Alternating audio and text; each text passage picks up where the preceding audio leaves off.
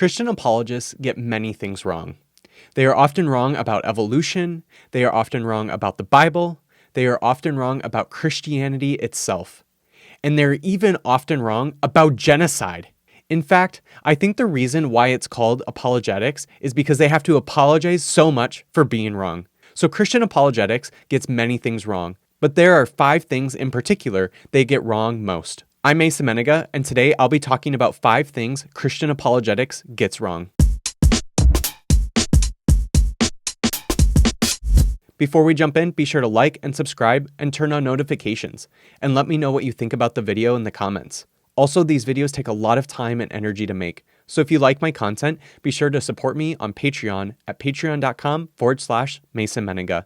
Before talking about 5 things Christian apologetics gets wrong, let's first dive into what Christian apologetics even is. Essentially, Christian apologetics is the defense of Christianity. It tries to be the 1985 Bears defense when it's actually just a middle school football team. It has taken many different forms over the years, but in its modern iteration, many apologists use philosophical and pseudoscientific defenses of the Christian faith to basically prove that Christianity is the correct religion. They use arguments like the watchmaker defense, which says that if you found something as complex as a watch in nature, the only logical conclusion you could make is that a watchmaker must exist to have made the watch. So that means that because the world is complex, then a God must exist to have made the world. Other apologists use creationist pseudoscience, like that humans didn't evolve from apes, to prove that God created the world in 6 literal days, even if it looks like your grandparents themselves were apes. So that's a brief primer on Christian apologetics. So let's get into the first thing that Christian apologetics gets wrong. The first thing Christian apologetics gets wrong is that it has a very narrow understanding of Christianity. Christianity is a 2,000-year-old religion that has spanned the entire planet. It looks and believes and is practiced differently wherever it is. If you are interested in learning more about the diversity of Christianity, check out my video on that here. Modern-day Christian apologetics especially is predicated on Christianity essentially being either conservative Catholic or evangelical. But there are so many other kinds of Christianity, even today, than conservative Catholicism and evangelicalism. Just like there is so much more other music than just Taylor Swift. Talking to you, Swifties. Like I mentioned before, one common Christian apologetics argument is creationism. Creationism is an idea almost only found in conservative evangelicalism. Basically, no other Christian tradition throughout history has ever believed in a literal 6-day creation account. And many Christian traditions throughout Christian history have not cared about intellectually defending themselves, which is the whole point of Christian apologetics. Christian apologetics benefits both from Christians and even atheists who only know of Christian apologetics, because it makes Christian apologetics the normative Christianity for those Christians and atheists. But Christianity is so much more than the Christianity of Christian apologetics.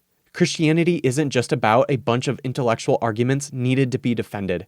This is why it's so important for other kinds of Christians to live out our faith in completely different ways than the argumentative way many Christian apologists do. Because Christian faith is meant to be lived in love, not defended in arguments. The second thing Christian apologetics gets wrong is that the question about the existence of God is a scientific question that can be proven. For many Christian apologists, and even many atheists, the question of if God exists is some kind of science question that can be proven. This is one of my points in my video about what atheists get wrong about theism, which you can check out here. Christian apologists and some atheists seem to believe that if you can just find the right scientific evidence, then God can either be proven or disproven.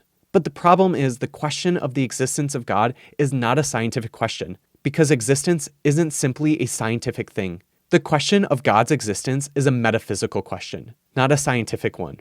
And no, when I say metaphysical, I do not mean buying some crystals at a store. Instead, metaphysical means what you believe to be the fundamental nature of reality. Everyone, including atheists, have a belief about the fundamental nature of reality.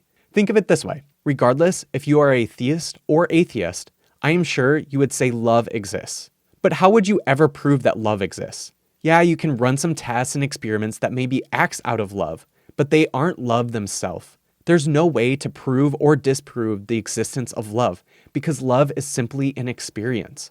Got that, Hadaway? It is likely something that you believe exists based on your experience of reality. In other words, love is metaphysical, because you likely believe it is a part of reality. In the same way, God is also not able to be proven or disproven scientifically. Because if God does exist, then God would not be testable like some lab rat. Because God's existence is a question of metaphysics, not science. And many Christian apologists get this wrong because they argue that if we can just find the right scientific evidence, then that will somehow prove God exists. Similarly to believing God's existence is a scientific question, the third thing that Christian apologetics gets wrong is that if somehow God was proven to exist, then that God would be the Christian understanding of God. Something that would be hilarious to me is, let's say somehow Christian apologists were actually able to prove God exists. They have worked tirelessly for centuries to prove God exists, and now they are ready to prove to the world that Christianity is the one correct and true religion. And it turns out the God who exists is one of the Hindu gods. Can you imagine the anger and disappointment? Even though I'm a Christian, it would bring me no greater joy than to see William Lane Craig in such anger and disappointment. Now, obviously, there is work in Christian apologetics that tries to prove specifically Christian claims, like that Jesus resurrected from the dead. But the argument that God exists in Christian apologetics is funny because it implies the God they believe exists, and they try to prove exists, is their Christian God. But it's just as easily possible that if God does exist, it could be a Hindu God or some other kind of God, which would in turn disprove so many of their other claims and arguments. So Christian apologetics makes a big leap of faith that the God they believe they are proving is their understanding of God, and not some other God. The fourth thing that Christian apologetics gets wrong is their belief that the Bible has to be interpreted literally as fact in order for it to be true. I explore why the Bible doesn't have to be taken literally true more in this video here. But basically, things being literal fact aren't the only way we know things are true. Have you ever read a poem that changed the way you viewed life? Or have you ever listened to a Smash Mouth song that moved you to tears? Just because a novel or a song isn't some literal fact doesn't mean it isn't true. Truth is not just about the factualness of something. And that is what is great about the Bible. It is filled with so many stories that are not trying to account the historical or scientific factualness of an event. Instead, the stories of the Bible are trying to tell us a truth about God or the world or both. And many Christians throughout Christian history have understood the Bible just like that. They haven't needed the stories in the Bible to be fact in order for the Bible to reveal truth. It wasn't until the Enlightenment that some Christians started interpreting the Bible literally as fact, because many of these Christians felt the advancement of science in the Enlightenment competed with their Christian beliefs. But there are still many Christians today who don't interpret the stories of the Bible as literal fact in order for it to reveal truths. Many Christian apologists get the Bible wrong when they insist that the Bible must be interpreted as literal facts in order for it to be true. Because we all know that just because the lyrics of All Star aren't literal fact doesn't mean that only shooting stars break the mold isn't true. The fifth and final, and possibly the worst thing that Christian apologetics get wrong is that the theory of evolution disproves God. It is so frustrating that after Charles Darwin published On the Origin of Species, that many Christians thought that such a theory disproves the existence of God, when it most certainly doesn't address the existence of God at all. Now, if you already believe that the world came to exist in 6 literal days, then the theory of evolution probably throws a wrench in your argument that God exists. And it probably throws a wrench in being taken seriously by anyone. However, is it not possible to believe that evolution and God could both exist at the same time? Would it not be possible for God to guide the direction of the evolutionary process of the creation of the world and biological life as well? Fortunately, there are people who believe in theistic evolution. Perhaps the most famous one is Francis Collins, who was a part of the Human Genome Project and the founder of BioLogos.